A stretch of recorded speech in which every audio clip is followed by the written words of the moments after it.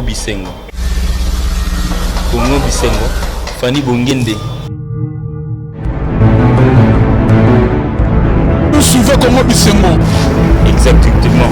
Plaisir, il y a trop. La Congo Bisengo, c'est la biso. On va y aller et on a des formations, les padres, on a des formations à faute. Congo Bisengo. Congo Bisengo. Congo Bisengo. Fanny Bongende. Il y a balé. Congo Bisengo, on est macabre.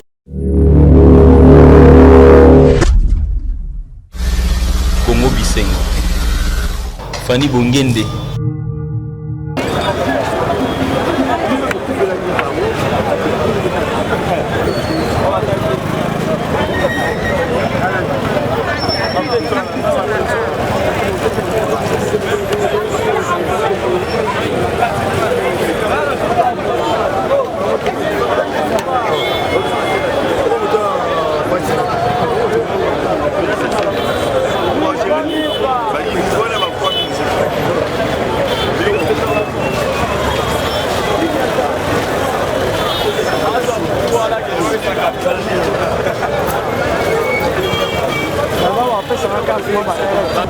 C'est pour les responsables. Un garantie de 6 ans. Les polos des responsables.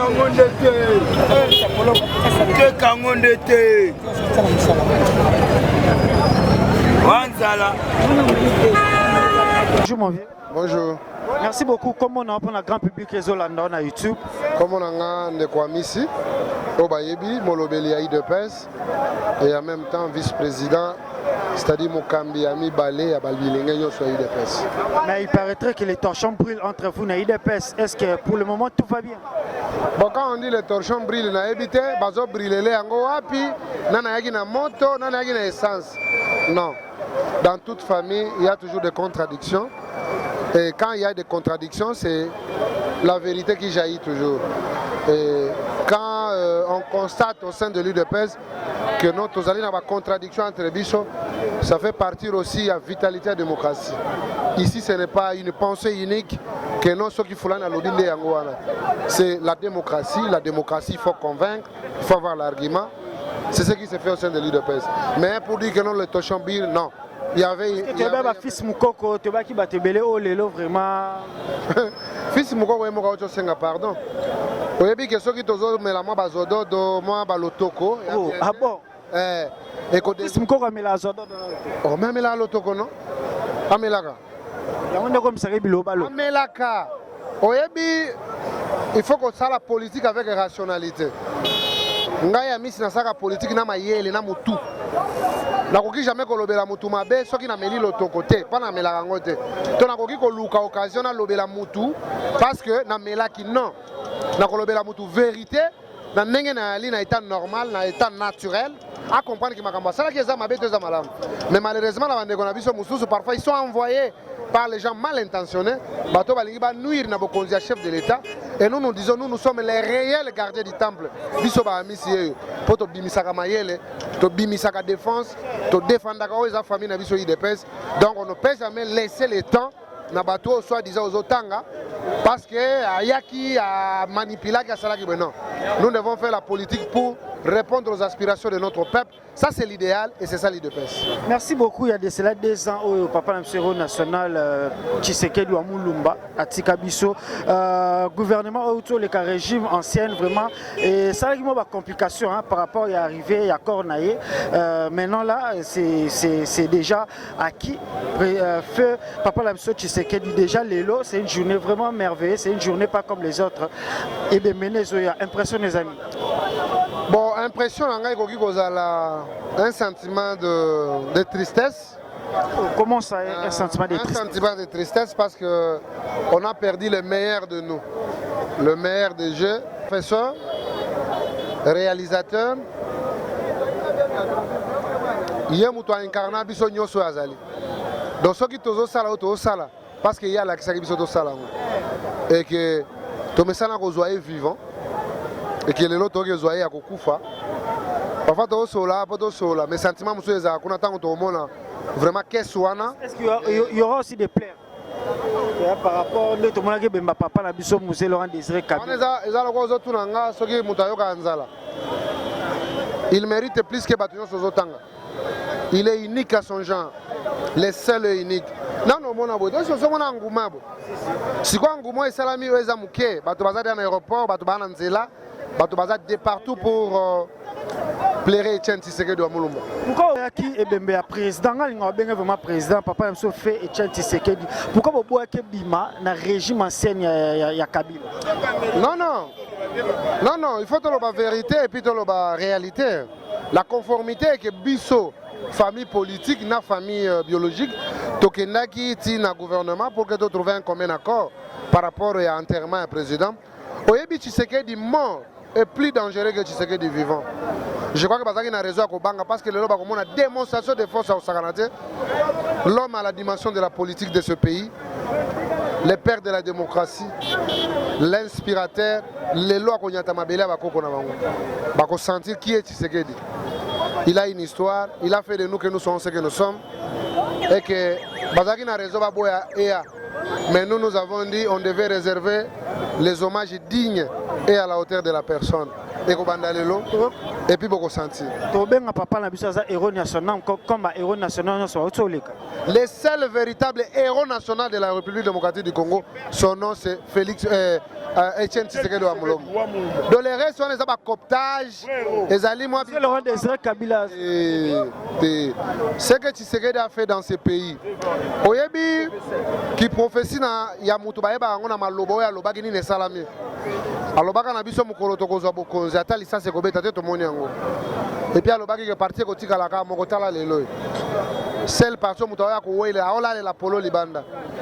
C'est du jamais vu. Merci beaucoup. Torom na biso vraiment na souka intervenir. Est-ce que lelo toloba président biso Antoine Félix Tshilombo a réincarnation ya papa na ou pas? Véritable alternative crédible et alternance dans Mboka Nabiso. C'est une bénédiction pour la République démocratique du Congo. Tozana président et à la hauteur ya Mboka Nabiso. C'est Félix Tshisekedi Tshilombo parce que alors il faut to lobaka ba président belé ba leka ba tikala ozana base les seuls présidents sur la population. Yemo kaza président peuple. Et que lelo 100 jours après mais ali ko définir mandat mobimba chef de l'état ou à chaque année déjà. C'est pour vous dire que nous sommes bénis. Azo mérité ba prière na biso chaque jour poto lo bakeno nzambe yonde mutolinga kiango. C'est pas pour rien to benga ka ranger, c'est parce que lelo ko déboulonner na ndenga osakanate surtout avec la complicité à arriver à depuis mortel. Il y a président Etienne Tshisekedi wa Mulumba lelo tokoyeba keno qui est congolais qui ne l'est pas. Merci beaucoup fidèle internaute binomo bozomona vraiment mais grave. Déjà pour mes installés, je pense que nous les rebelles en systématique. Déjà vers 19h, quand Papa Nabiso fait Etienne Tshisekedi des autres qui étaient derrière ma belle bakokunae, tous appels militants awa, vraiment ça na soif à roloba makasi. Est-ce que bonjour d'abord. Bonjour par journaliste. Boni. Problème nanga ezali. Na tout non question tenabi sentiment na ezanini lelo 2 ans banda papa na biso kufa Etienne Tshisekedi sentiment na ezandingi ni lelo romona corps na e. Sentiment nanga ezali papa longwe 11h na Belgique tokozela eti 19h à Roya et puis to sali 37 ans de lutte. Il y a eu des pèses. Sur 37 ans de lutte, moins 17 ans à Kabila, égale numéro 20. C'est que numéro 20 il y a Fati. Numéro 20 à Fati. Ah. Oh. Fati, sur Fati à 4e présent, 5e présent. Aux yeux on divisé par 5 égale 4, c'est que Faïl a joué quitter. Malobanga nous sommes en ici. Ah bon? Olobiga bon ici. Ah ici. Problème na Merci beaucoup vraiment binomo bozo mona venir avec na zaka baba salo baba tulampaka ba mon appelé donc tozo ko bara ba militant ba zebele déjà ndeko na ngambote.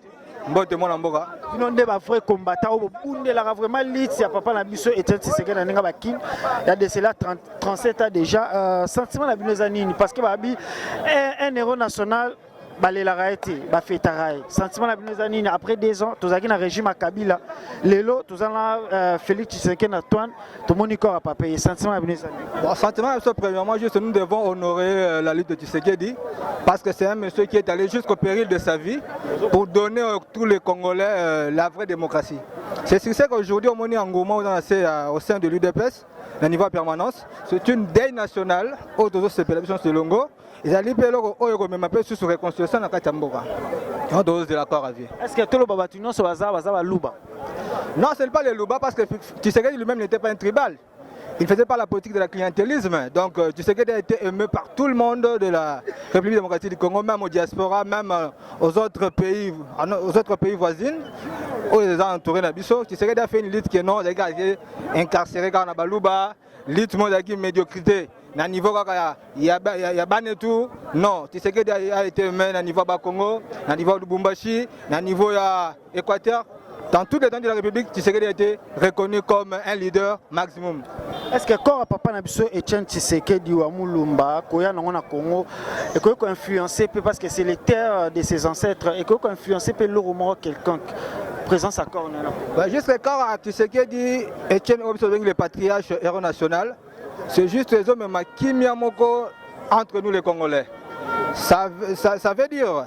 Et qu'on interpellait tous les Congolais, ils ont comprendre que fils idéologique de Tshisekedi à se remettre en cause. Ils ont ignorance. La ignorance, ça dépend de mesures. Il y a politique, il y a beaucoup plus que ça, la coulisse. Du moins, Tshisekedi a un peu kozongi sabomo ko na kati ya biso ba congolais en plus c'est corps on ntinga zali koya tomeke to ba na mboka ebele Moïse Katumbi kozala j'espère par exemple comme kozala ko la Kagame kozala ba Lorenzo kozala en tout cas ils ont même réconciliation nationale au sein de notre pays et ko senga be ba na mboka nyoso zali misika bazala parce que tu inscris mututé zali corps ya muto avec les patriarches héros national oyo azalaki mona mboka bundelaki pour la démocratie pour que lelo tout le monde a le la politique dans Mboka Nabiso, c'était pas facile. Que Mouta ça la face dans Mobutu. Vous le savez très bien aujourd'hui, vous les journalistes, que vous avez aujourd'hui cette audacité-là d'être en face des médias, de dire comme vous voulez. Aujourd'hui, c'était à cause de Tshisekedi. D'abord, il y a la liberté d'expression. Tshisekedi, mon Mboka, Pessibiso. Cela est vraiment instauré. Est-ce que ils ont vraiment instauré juste que non régime il y a pas kabilier et il y a un peu de cas. Moi on a beaucoup fait régime a kabilier. Il y a pas kabilier. Moi on a regret régime.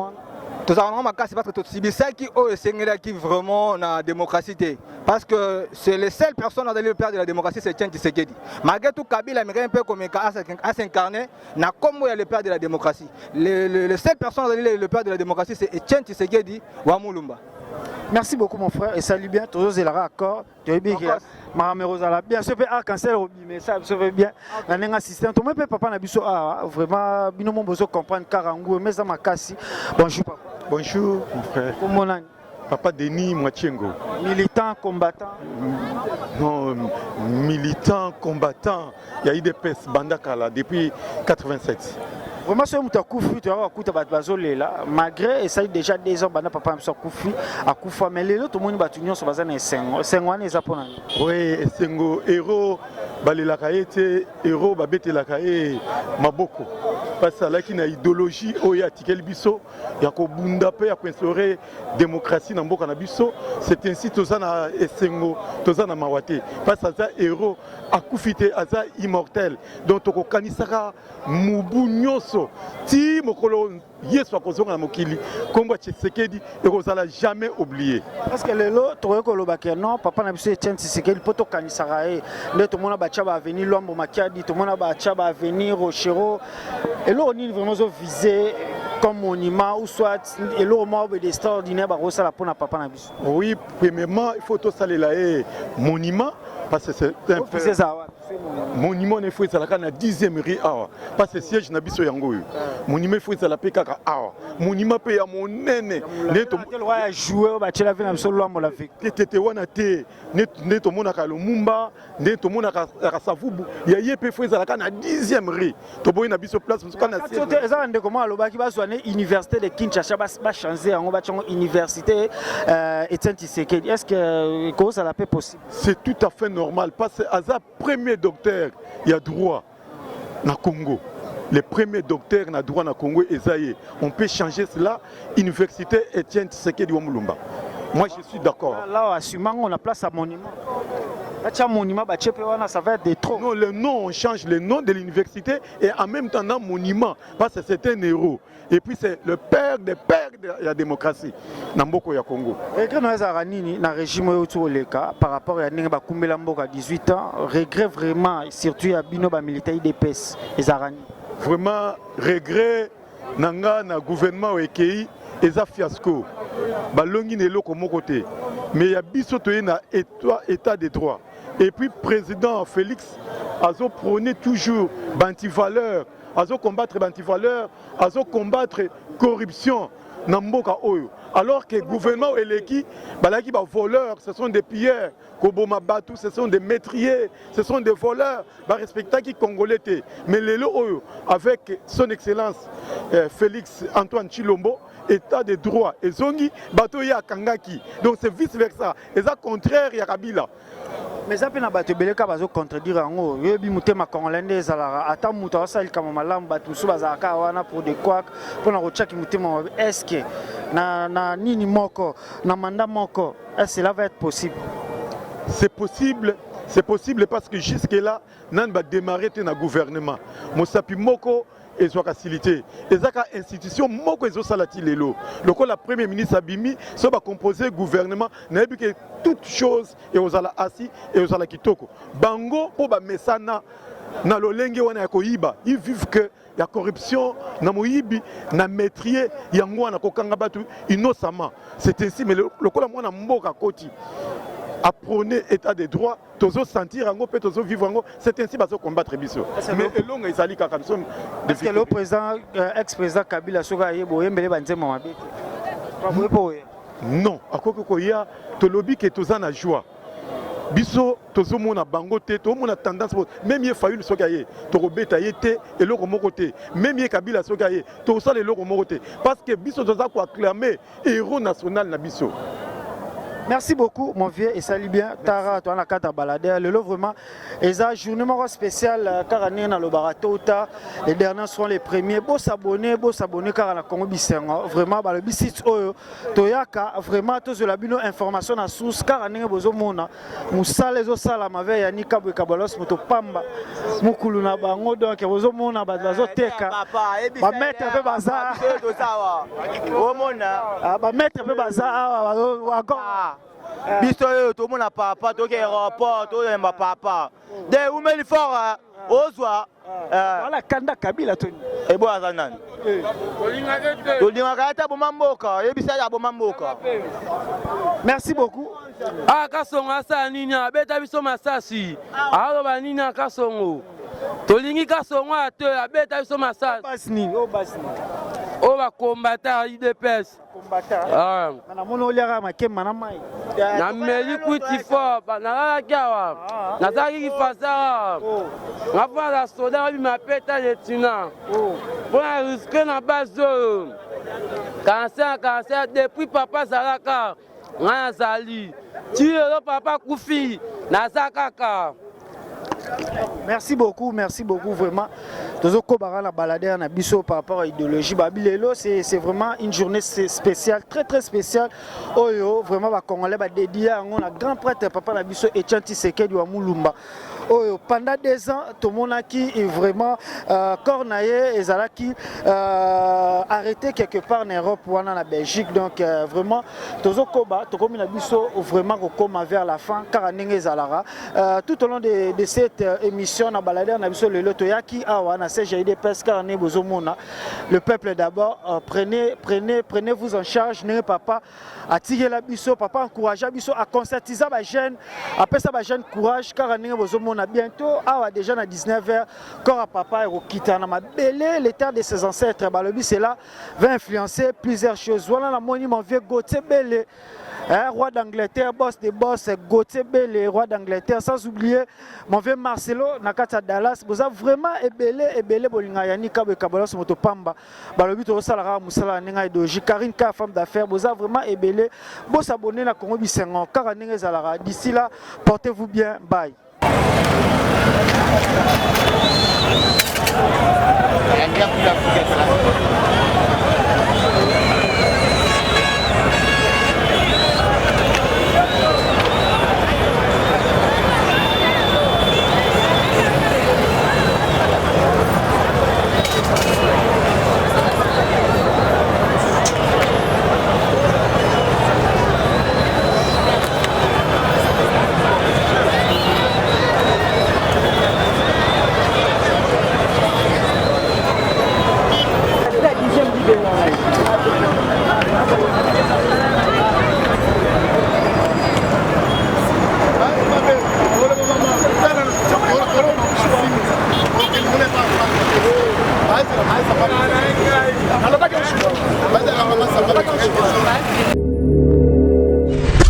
Congo Bisengo. Congo Bisengo. Fanny Bongende.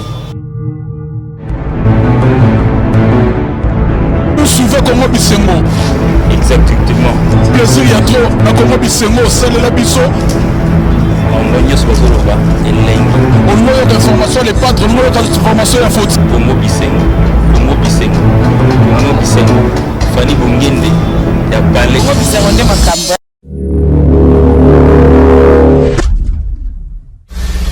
Congo Bisengo. Fanny Bongende.